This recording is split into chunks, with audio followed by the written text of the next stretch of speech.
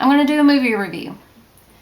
It's October and everyone's in the Halloween spirit, which I always find amusing because I'm always in the Halloween spirit. But anyway, I have to admit there are certain movies that around this time of the year I enjoy watching a little more because of the atmosphere. And the movie that I will be discussing today is one of those movies. It has a very autumnal, bucolic atmosphere to it. And it has a great storyline, great actors, great music, great storyline. I already said that. But anyway, this movie, Devonsville Terror. I got into it kind of late in life. Don't know why, but I never checked it out until, I guess, the late 90s. It was, I don't know, about 15 years old. I found it at Saturday Matinee. Never seen it before. All I saw was the people that did the Boogeyman. The director did it, and this girl is in it. And I was like, okay, cool. What the hell? I'll buy it. So I bought it, I took it home, and I watched it, and I fucking hated it. I hated it.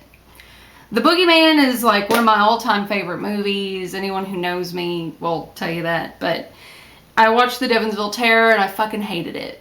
And I called my friend, my best friend, and told her that I just watched the Devonsville Terror, and it was the worst movie ever, and it's ruined and tainted the magic of the Boogeyman.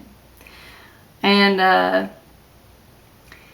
so she was all like, don't watch it again, don't ever watch it again, blah. So I didn't watch it. And I think I just like gave her the movie, and I don't even know if she ever watched it or not. But anyway, a couple of years later, my brother bought me this DVD, and I was all excited because I was like, oh, the Boogeyman, oh, I got it on DVD now. But what the fuck is this shit doing on here? Because this movie's total crap. And I was very tempted to just like scratch the side of the DVD that this was on, but I didn't. And I thought it's fair to give it another try. So I did. And I liked it okay. Better than the first time I watched it. And then the more I watched it, the more it grew on me. So, anyway, rundown of the movie. It starts out in like, then they're olden times back, you know, when the fucking witch trials were going on.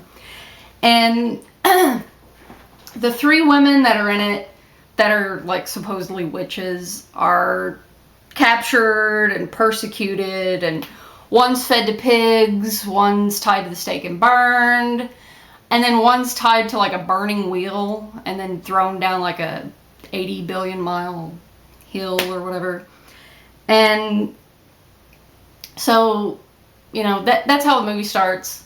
And then this face of one of the witches is like, you know, floating and is all like, I'm gonna curse you all to hell, damn you all, and I'm gonna curse the shit out of you. And so then it starts playing this bomb-ass music that you want to headbang to. And then it jumps to 1983 when the movie was made. And then Susanna Love, who was also in the Boogeyman, her character is arriving into town. Her name is Jenny, so I'll just call her Jenny. And she's like the school teacher in the town. So she arrives, and then like it turns out that two other women are arriving in town, and they're like, one's a radio DJ talk show host who, I guess she like gives women advice on how to be like independent from their fucking mean as hell husbands. And then the other woman, I don't remember what the fuck she does. But they're all seen as these like feminist, radical, like, you know, women that the people in the town are all like, oh my god, these fucking bitches are coming all up in our piece and they're gonna fuck up our mix and whatever.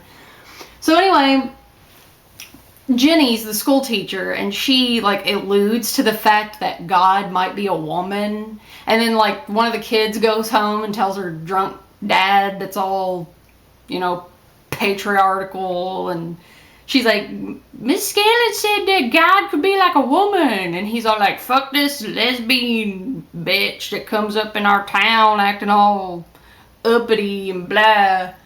So then these guys, like, one of them is like some creepy ass dude that drives a truck and wears the same flannel shirt throughout the whole movie. And he's stalking Jenny. And then he gets mad because she won't go on a date with him. And then this other guy, who looks like a fat, froggy guy, he hits on her, and she's like, I don't want to date you because you're fat and froggy. So they form like an alliance against these women. And they're all like, you know, we gotta murder them and blah, blah, blah.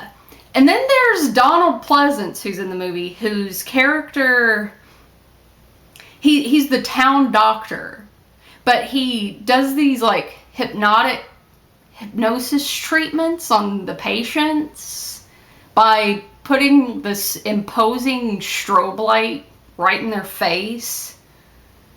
And they have to lie there, but they can see into their past lives. And it turns out that the creepy guy in the truck that stalks Jenny was one of the guys that murdered the witches back in the day. And then when Jenny goes, you find that she was might have been one of the witches. Because she has the visions and she's all like, oh my God, I'm dying and burning up and shit. So then Donald Pleasance, it like kind of unfolds that his family, his ancestors were cursed because they actually killed the witches. So you spend half of the movie watching him dig like centipedes and maggots and worms and shit out of his arm with tweezers.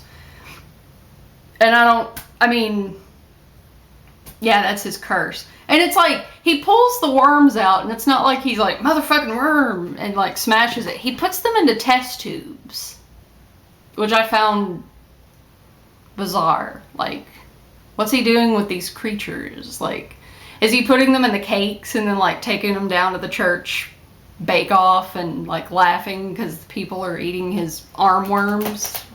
They don't really elaborate on that. But anyway, so he's like the eye of God of the town because the fat froggy guy killed his wife at the beginning of the movie, and he's all like, I did the autopsy and I know you killed her. And the fat guy's like, oh my God, I'm fucked. So anyway, they don't really elaborate on that either, but so all the men in the town have formed this alliance on the women, and they actually get together and capture the women.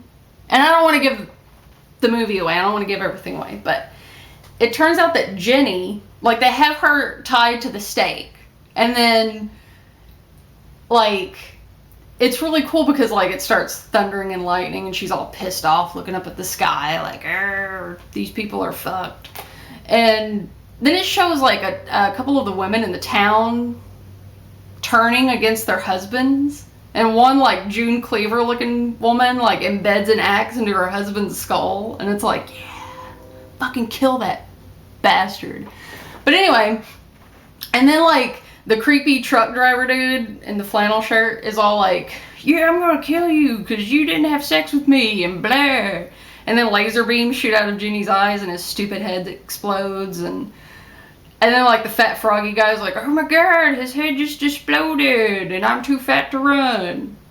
So then like laser beams shoot out of her eyes and his fucking face melts for 2 minutes. It's totally awesome because it's like a slow melting. Even his glasses are like droopy and turning to goo. It's so cool. And you're watching it like, what the fuck is going on? And then like it ends with like a skull and crazy looking eyes and his body's still fat. And then anyway, it jumps to her, like, leaving town, because why the fuck would she stay there? And it, of course, you know, Donald Pleasance has to have his last little soliloquy, and he's all, you know, oh my God, my curse is gone, and I don't have to dig shit out of my arms anymore, and the party's on, and I'm gonna go hit on a bunch of ladies, and blah. But that actually isn't what he says. It's just some melodramatic voiceover where he's like, the curse of the worms is over. Devonsville Terror is gone forever. And then the bomb-ass music plays again, and then you know you've just watched an awesome movie. And any of you who have the Scaremaker album and ever wondered what the Burning Inquisition's about, it's about this movie. And if you listen closely, you can hear my homage to the theme. So if you've never seen this movie, get it, watch it, love it. If you don't like it, whatever, hail Satan.